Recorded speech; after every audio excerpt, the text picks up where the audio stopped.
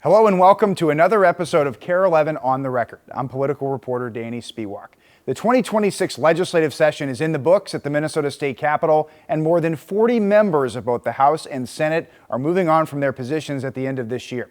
That includes DFL State Senator Steve Cwodzinski. He is retiring after a decade in the legislature. Before he joined the legislature, he was a longtime civics teacher at Eden Prairie High School. We talked with him about how his educational background informed his work at the legislature, some of his top accomplishments in his mind, and what may be next for the future. Senator, thanks for coming to KARE 11 and joining us here on KARE 11 on the Record. We appreciate it. Thank you. Thank you for giving me this opportunity, Danny. I appreciate it. Of course. You just finished your last legislative session. You're going to be retiring at the end of this term. Tell us your emotions as you're coming out of this final session. I coined the phrase lamenting duck because I got tired of people calling me a lame duck. And so I thought lamenting is how I feel. You know, it's bittersweet. And I've loved every minute of it. So I'm not that guy that I should have left years ago, or I'm so glad I'm done. I still love it. And I'm going to miss everybody down there. And so I think lamenting duck is how I'm feeling. You ended up serving for 10 years. Yeah. And you have a really interesting background, a longtime civics teacher.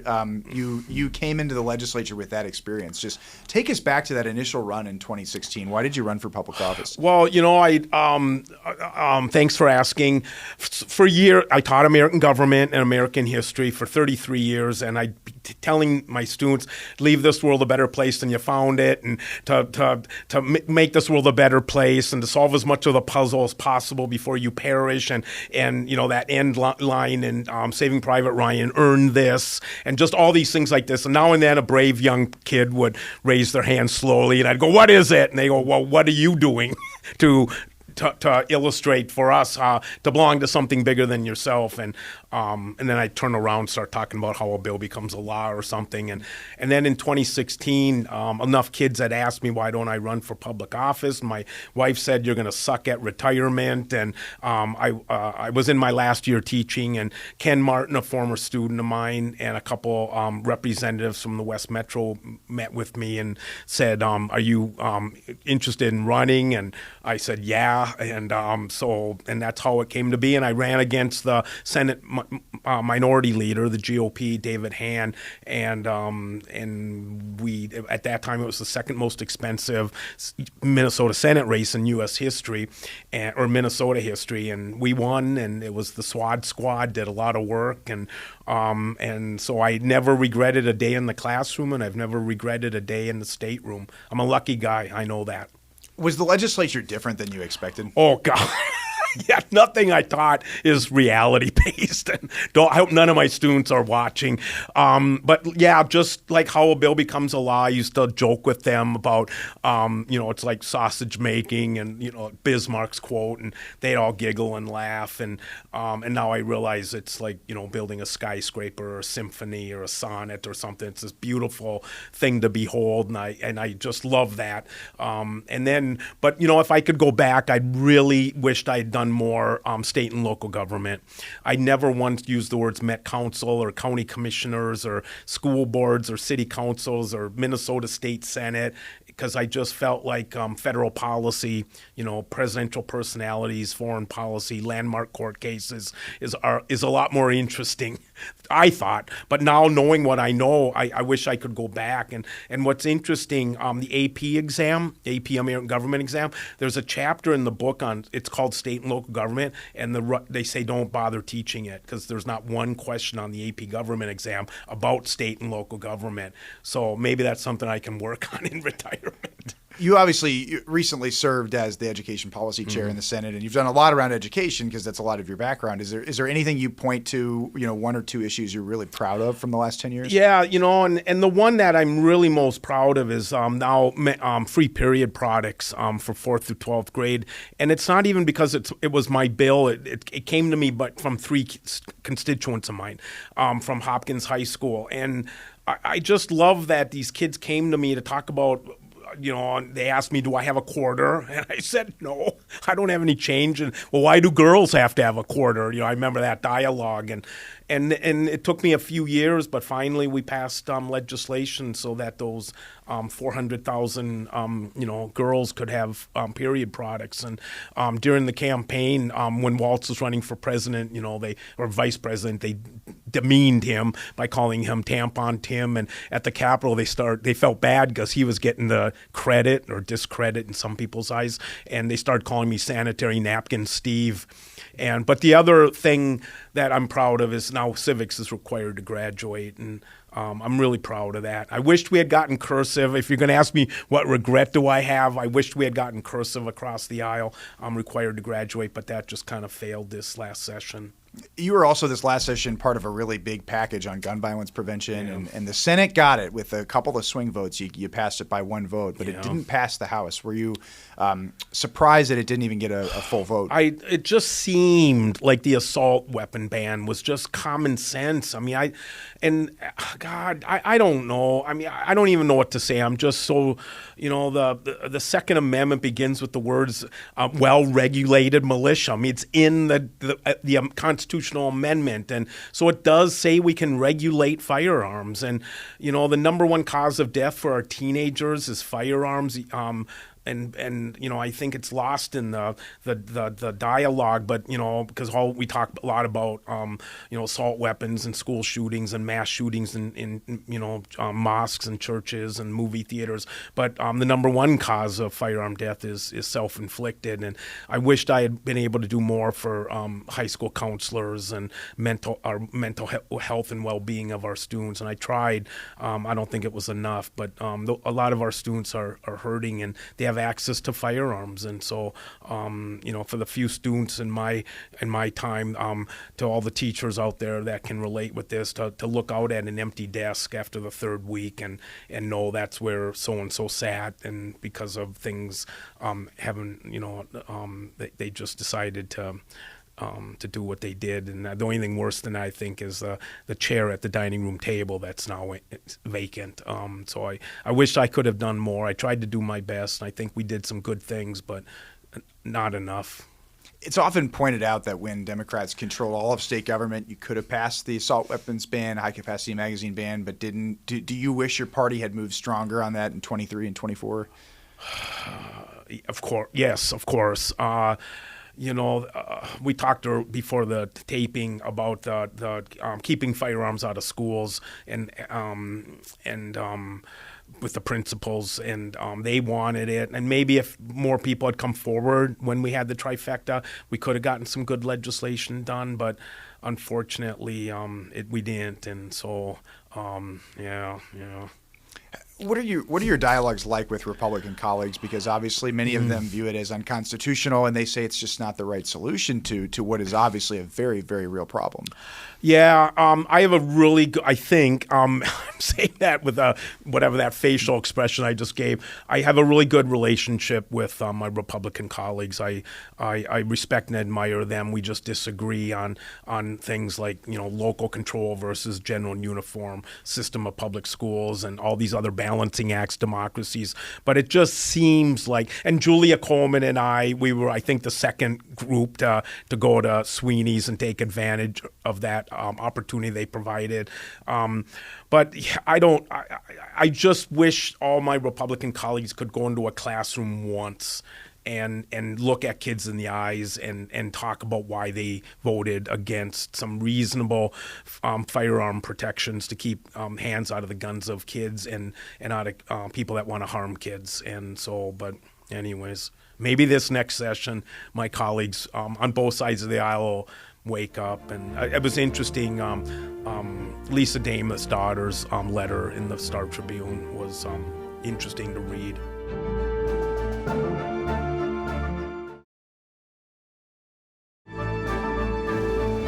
I've also seen you obviously involved in the Boundary Waters issue. Oh my God, that's very important to you, and there's a real polarized feeling on both sides. There's the folks that believe that there should be mining for economic development, then you who believe that's a risk. Tell us where you stand on that from a state level. Yeah, the easiest committee in the Senate to be on is veterans, just because you never want to say no, and you so honored to help the veterans that stepped up. And then the hardest committee I was ever on was environment. It was just a hard committee because both sides, as you just said, the economic development and jobs creation elements versus the wilderness preservation and environmental preservation arguments. But with respect to the boundary waters, I'm kind of it's the one thing I drag my feet in, or whatever the phrase is. I just want to keep that preserved and without copper nickel mining in the border, and that polymet and twin metals just don't belong up there. Last thing I want to ask you is just what's next for you? What you're going to have a little more free time come 2027? Yeah, Patty Cwodzinski and I love road trips, and so probably some great road trips and adventures, and maybe a book about civics.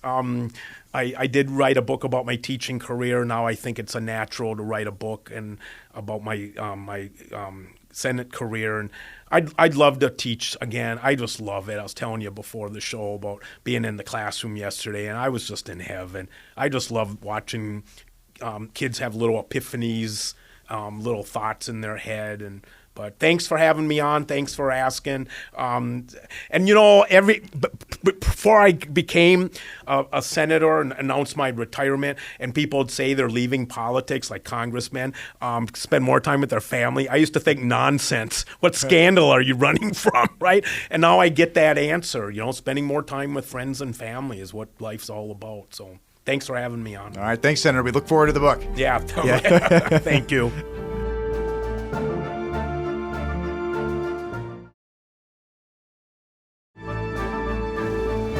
Welcome back. It's a big week ahead in Minnesota politics, with both the DFL Party and Republican Party holding their conventions, the state conventions, to endorse candidates for the big races later this year. This is a big deal in politics, and we wanted to talk with Republican strategist and former Pawlenty spokesperson Brian McClung about what it all means. I am joined now by Brian McClung, a Republican strategist and former spokesperson for Governor Tim Pawlenty. Brian, thanks for joining us on KARE 11 on the Record. We appreciate it. You bet. Thanks for having me, Danny. Yeah, so looking ahead now, a week from now, there's going to be conventions for both the Democrats and the Republicans. They're going to be endorsing candidates for the big races come November. What are you watching on the GOP side? What are you really zeroing in on? Yeah, big political weekend ahead. And these endorsing conventions in Minnesota really historically have been very important in selecting the candidates that you'll see on the ballot in November. Especially on the Republican side. And so in the GOP convention, they'll be up in Duluth. I've been there in the past for Republican state conventions. I'm sure they'll have a great time. The premier races, of course, are both the open seats for U.S. Senate and for governor. And Republicans have been in the political wilderness in Minnesota for these last nearly 20 years. Not since my former boss, Governor Tim Pawlenty, got reelected in 2006, have Republicans won a statewide race. So they'll be selecting, their endorsed candidates for governor and U.S. Senate. And I think that both of those endorsing ballots are going to be relatively close. You have contested fights for both U.S. Senate and for governor. So I'll be watching for the outcome of both of those from Duluth. When you look at the governor's race in particular, you have some high-profile candidates. Obviously, there's the House Speaker, Lisa Demuth. You have Kendall Qualls, who almost got the endorsement for the position in 2022. Is, of course, Mike Lindell with name recognition. How do you see that shaking out with the delegates? Yeah, I think the three candidates that you named are in the number 1, 2, and 3 position going into the Republican endorsing convention. I think that really it is a battle between Speaker Lisa Demuth and Kendall Qualls, who, as you mentioned, he's run for governor before. He ran for Congress. So he's pretty well known to the Republican activists who are, make up that crowd doing the endorsement in Duluth.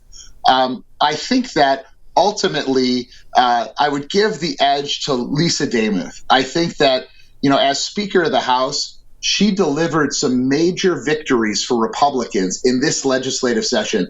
And that was no small task, with a tied House of Representatives, 67 Republicans, 67 Democrats. She was able to get property tax relief. She was able to cut license tab fees for a year.